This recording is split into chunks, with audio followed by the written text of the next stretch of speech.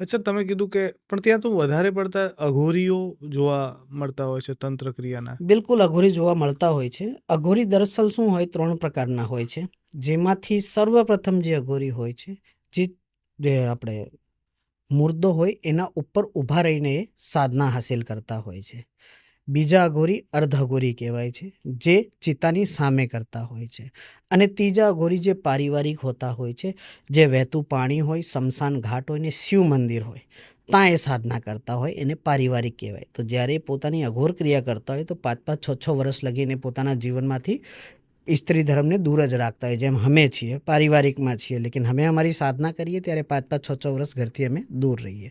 તો એ દરમિયાન શું હોય છે, બધાના પોતપોતાના સ્થાન હોય છે.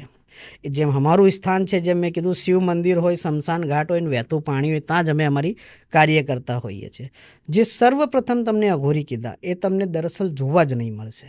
કેમ કે એ પોતાની છાયા અને માયામાં મગન હોય. માયા મતલબ પોતાની સાધનામાં, પ્રભુ લીલામાં મગન હોય. એને કોઈથી કોઈ લેવાનું હોતું નથી.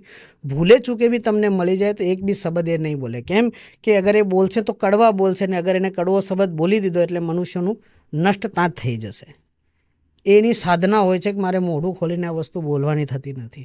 એની માટે એમને પવિત્ર કરવા માટે આપણે આટલા વર્ષોથી અલગ અલગ નદીઓના સ્નાન કરીએ છીએ. તમને ખ્યાલ હોય, હરિદ્વારમાં છે, ઋષિકેશમાં છે.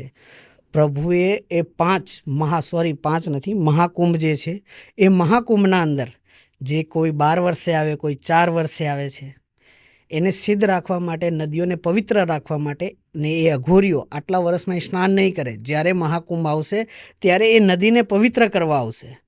કે જે મનુષ્ય પોતાના પાપ અહીંયા ધોયા છે ને, એ પાપને સાફ કરવા માટે આવશે. એની માટે પ્રભુએ આ મહાકુંભની ઉપાધિ દીધી છે કે આ બધા આવીને ત્યાં સિદ્ધ કરીને જાય અને એ સરોવર યા નદી જે બી છે એને પવિત્ર કરીને જાય. સિર્ફ એ જ ટાઈમે તમને દેખાશે, અને જેમ એમનું સ્નાન સમાપ્ત થયું એટલે પોતપોતાના સ્થાને જતા રહેશે. એના અંદર બી ઘણા ગલત બી આવે, ઘણા સારા બી આવે અને ઘણા ઉચ્ચ કોટીના બી આવે.